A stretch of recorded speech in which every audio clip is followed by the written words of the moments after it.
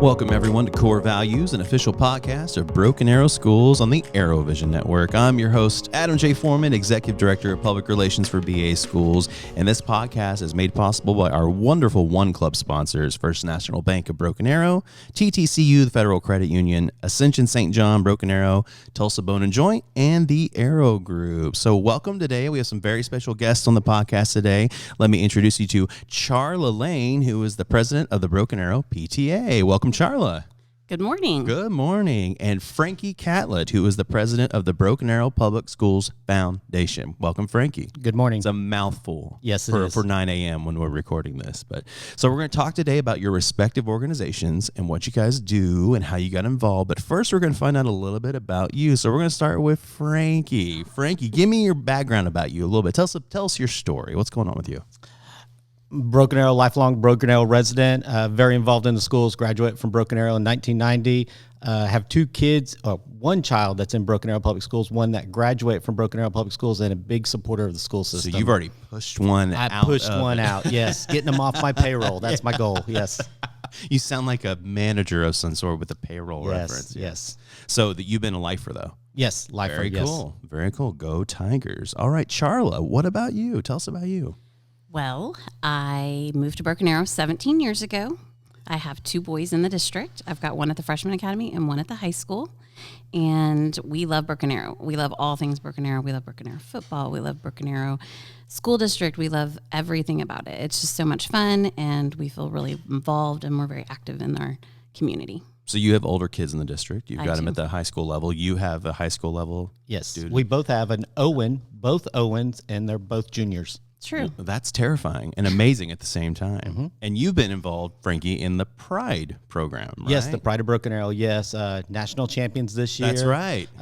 Been 7 years with the Pride. Yes, I've had a child in the Pride for 7 years. Wow. And that's such a tight-knit community, which I think we have a lot of those in Broken Arrow. Speaking of communities and tight-knit communities, like my segue there, I have horrible segues. Get ready. It's just going to get worse as the day goes on. You both are in volunteer service organizations, the Broken Arrow Foundation and the PTA Council. So let's start with you, Charla. PTA. What is PTA? PTA is a national organization. It's the oldest advocacy group in the nation, and it's a volunteer group. And so there actually have been around for over 120 years. Good grief. Yeah, and in the state of Oklahoma, they'll be celebrating 100 years of PTA in Oklahoma in June at the convention. And so your role as president of the entire council of the entire district, which is awesome. Tell us about what that entails for you as the leader of the PTA. So the leader of the PTA here in Broken Arrow looks like we have 22 units. So at every single school site, we have a PTA. So each of those PTAs have their own presidents and their own executive boards and their own volunteers. So it's managing basically all of those people. And what do they do service-wise for the schools? Like what's some of the activities that PTAs do? So the biggest part of what PTA does is an advocacy organization. And so we advocate for kids. And so what they've done in the past, things that you might know of are some child labor laws. We've had a hand in helping shape those. We're the reason that football teams have helmets, not here locally, but nationally. And then also the child nutrition program was started by PTA. But here locally, what we get to do is involve families and engage families and build community in our district. So is that through activities? Like I've seen stuff for years. I've been with the district for 15 years, and PTA has this kind of night or this kind of like that kind of stuff. Yes, yeah, you're absolutely right. So we do bingo nights and family engagement nights and STEM nights, and Highland Park a couple years ago did a Grinch night where they had a fun painting night. And there's just so many different kinds of nights and different ways to engage families in our community. And everyone does their own. So there's, several. Right. Everybody has their own personality per school. Yeah. So you said advocacy. Does that also have to do with like legislation as well? Absolutely. We want to make sure that our schools, specific things that we're working on here in Broken Arrow are funding. That's probably one of our number one things. We want schools to be fully funded. And that's really important to us because whenever schools are fully funded, then teachers and administrators can teach our kids and not have to worry about, scraping by for money and those types of things. We want them just to be able to do their jobs. You want that impact directly in the classroom. Absolutely. Yeah. Speaking of impact in the classroom, the Broken Arrow Schools Foundation, Frankie, tell us a little bit about that history of that organization. It's a 30-year organization, roughly 30-year organization of volunteers, of 30 elected volunteers to the organization, and we just want to raise money to enhance the classroom. We want to be able to give the student a better educational experience in the classroom. So what kind of, we kind of assume that PTA is made up of parents because it's in the title, and teachers because it's also in the title. What kind of people make up the Broken Arrow Schools Foundation? Community leaders, anybody in the community can be on the foundation. We have former teachers, Walmart manager, myself, lawyers, accountants, bank presidents, representatives from other entities in Broken Arrow. When you said lawyer and accountant, that's the two main things in my head. Always have to make sure the money's right and that you're doing it by the law. That's correct, yes. Because you don't want to mess up education finance. They'll come for you. So, but the history of that, what are some of the major fundraisers that you guys have done over the 30 years of the foundation that support that cause for you guys? Of the 30 years, we've had two major fundraisers, and it's the Barbecue and Bingo, which was formerly known as the Gala, also the golf tournament, but we've added two new fundraisers just these last 2 years, and it was Tiger Tailgate that we just kicked off this last fall, and then this winter we're going to be doing Tiger Trivia. So go back to Barbecue and Bingo, because ironically, Miss Charla, it was the chair of that event. So what went into that for you planning-wise, having to pivot during a pandemic? Because I know it started out as a gala and it kind of had to shift. So tell me your mindset when you went into that. It was really interesting. We had done galas in the past, and we just decided that we would try something a little bit different, a little more casual. We were hoping to have it outside, except we ended up on a day where it was 100. When it was really, really hot. I was there. I get it. 108 degrees, so we even pivoted in that moment. But yeah, we just wanted to keep everything really safe for our patrons and our supporters, and so it was really fun. Though we love what we stumbled upon with our Barbecue and Bingo, and we can't wait to have this year's Barbecue and Bingo too. So they played barbecue. They played bingo. They ate barbecue, and there was auction items as well. Correct? We had an amazing bingo caller. You might know him. Yeah, he's pretty good. Yeah, he was fantastic. He needs to be smacked around though, but he's pretty good. I would recommend a bonus for him. Remember that note, whoever's listening to yes, this. Absolutely. Now, you guys are both of your organizations are about putting students first. Correct. And putting that support in Correct. the classroom. How important is that in a post-pandemic world with students kind of falling behind and not having that one-on-one instruction like they did since in the year 2020-21? We had so much distance learning. So how much is that important to both your organizations to keep that going, the student interaction? I think it's extremely important. You got to get those kids excited in the classroom, excited to be back in that classroom, give them a reason to be engaged and involved in that classroom. And by both of our organizations, we're putting money back in that classroom and giving those teachers that edge in order to kind of plus up their classroom and get that child engaged, wanting to come to school and succeeding at school every day. So you have a program through the foundation, Teacher Grants, which you're actually Correct. about to hand out. Tell us a little bit about that program and what it does with the foundation and for the schools. So all the teachers across the whole district can apply for a teacher grant, and they can do that starting August, and we cut off the deadline somewhere around October. And at that point, we go through and sit through. I think we had 100 grants this year of teachers asking for money to enhance their classroom, and we awarded 62 grants at a grand total of $50,000 this year. So each teacher averaged roughly $800. So I've been with you guys when you've given out grants in the past. Mm-hmm. It's the greatest day in the world. Like Christmas. It is when you walk in that classroom and they kind of always cup their mouth and they can't believe. It is like it's the greatest feeling in the world. It is. We actually timed it. We used to do it in spring break, around spring break, and now we've timed it around Christmas, so we get to play a little bit of Santa Claus. And I'm sure they are very thankful for that. Yes. So what about PTA and that impact of the classroom and student engagement? So that part, I told you funding was one of our big legislative pushes this year. Second to that is social emotional learning.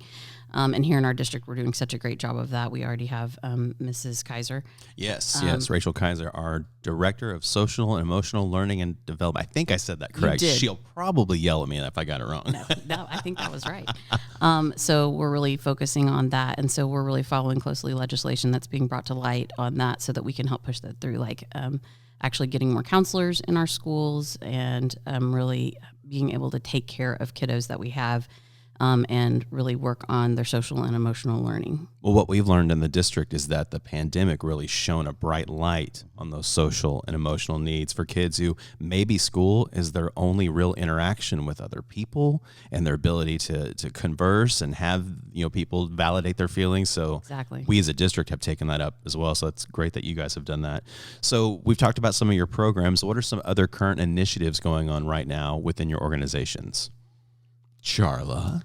Well, as far as our district PTA, we get to have a lot of fun this time of year. We do our centerpiece auction that helps us raise money to put back into our units. And another terrible auctioneer shows up to help out. We have a fabulous auctioneer. He's got to be scolded or something. He's everywhere. He is. He's like a ninja. Yes. And then we just have, we are going to host with the state of Oklahoma PTA a superintendent forum for this half of the state coming up in the springtime. What does that entail? Just area superintendents? No, I said superintendents, but what I meant was the state superintendent. Okay. So we're going to host all of those candidates. As I say, that's about to be a very hot button election. It absolutely is. Interesting. So we will host whoever would like to come. We'll have them here, and we'll have a forum to kind of help our the people in our community see who is the best candidate for them. Is there a state PTA convention every year? There is. And when does that usually happen? It usually happens in June. And what happens at the state PTA convention? The state PTA convention is really for our units, which we have 22 here in Broken Arrow, and those units get to go along with the district PTA, and we go and get trained, and we learn different things that we might not know, and then also we learn how to better advocate and how to just better do what we do. Very nice. Frankie, you guys have a brand new initiative you just kicked off this week, I believe. Yes, it's Read to Succeed. It's something that when I first became president 3 years ago, the district had approached us about wanting to help us enhance the reading of younger children. And so we kind of moved and pivot and looked at what we needed to do. And the pandemic kind of set us back on starting this initiative and everything. But we basically want to put 3 books in every second grader's hand during the spring to go home with over the summer to help with the summer slump, and so that their reading scores can be enhanced when they return to school in their 3rd grade. Well, in those poor reading scores this year, a lot of those came out. People were upset about them, but they also didn't realize that everything we've done over the last year is under the shadow of a pandemic. Mm-hmm. So, a lot of those scores, you just can't, there should always be an asterisk next to last year's school year, I think, from here till eternity. Absolutely. But that's a great engagement piece for them for literacy. And it's actually one of our 3 main components for BA schools. It's literacy, engagement, and graduation. So fulfilling that. How do people get involved with Read to Succeed? Read to Succeed, it's really simple. You just go to our website. Which is? You're going to stump me there. I'm going to put you on the spot. Let's see if I can do this. BAPSfoundation.com. No. .org. .org, yes, sir. .org /read-to-succeed. Okay. /. And so they give a monetary value Monetary value, yes. All right. And your website, is it pta.org, or do you guys have a Broken Arrow PTA website as well? Our website is actually, we have a lot of Facebook pages, and you can get involved in your individual unit, or you can join the council Facebook page. We also have an Instagram page. And then you can get on the Broken Arrow Public Schools website, and we have a page on there. And on there, you can join any of the PTAs around our district. Can you imagine your world when there wasn't a social media presence for PTA? No. I can't either. I don't know how they did it back in the day, because it's so quick and fluid. It's not always the best news information feed, social media, but it is very vital, I think, to everything. So let's talk about future initiatives with your organizations. Let's start with you, Frankie. What are some future plans for the foundation that you guys are kind of cooking up? You don't have to tell us everything. Just any kind of dreams and schemes and all that good stuff. Where our goal is, I mean, we've achieved one of our goals. We've achieved actually many goals over the last 3 years with the foundation. We've, instead of going just to 2 fundraisers, we're now going to be 4 fundraisers. Instead of just giving roughly 50, 60,000, we're going to crest and hit over 100,000 just this last year into Broken Arrow Public Schools. And the personal goal that I have and the goal of the group is hit almost 300,000 where we're giving back yearly to the schools. Wow. And let me just say too, personally, since I've been involved with your organization, you guys fulfilled a wish list recently. Yes. Which is, for those who don't know, basically they asked the curriculum department, what are some things that you would like if you could just dream to the moon? And they dreamed, and they gave you guys a list, and you fulfilled every single wish. Yeah, so Biztown, I think, was one of the most exciting. I know both of our Owens and my even Addison went to Biztown, and they still talk about it. Junior and a junior in college still talk about Biztown, and we're going to pay for Biztown for the district this year. And if people don't know what Biztown is, it's every year. Is it 5th grade? 5th grade, yes. 5th grade. It's run by Junior Achievement, and it's literally a small city with businesses, with a civic part, a government part, and citizens and kids take on roles to become a business owner or an editor of the newspaper and learn how to run a business and be in a community. And I love going there. If you've been there, I'm sure both of you have been to the actual facility. It's my favorite. I love it. It's so much fun. It's the coolest place ever. And I always wish to go hang out in Arby's, but they never have cookies for me. So, but the kids get excited. They do. They talk about that for weeks going into it, and then weeks after it, they talk about that event. And don't they elect like a mayor too and everything? And they have to apply for jobs. Yeah, see, and learn interview skills. Like, I just kind of want to hang out over there all day and see what happens. But on behalf of the district, we thank you guys so much for fulfilling that need, because it really, truly is a wonderful thing for the kids. What about future initiatives for PTA? Future initiatives for PTA, it's sort of looked the same for a long time. We are definitely hoping to continue to work so closely with the district. We love our relationship with the district. We have such a good relationship with the district. We hope to continue to just push forward the things that benefit us mutually, specifically advocacy. We know that, obviously funding is huge, but still we're going to push forward on our social and emotional stuff as well. And then we just hope to continue. We participated in the Tiger Tailgate this last year to try to raise more community awareness. We really just want to get everybody on board with us and everybody involved.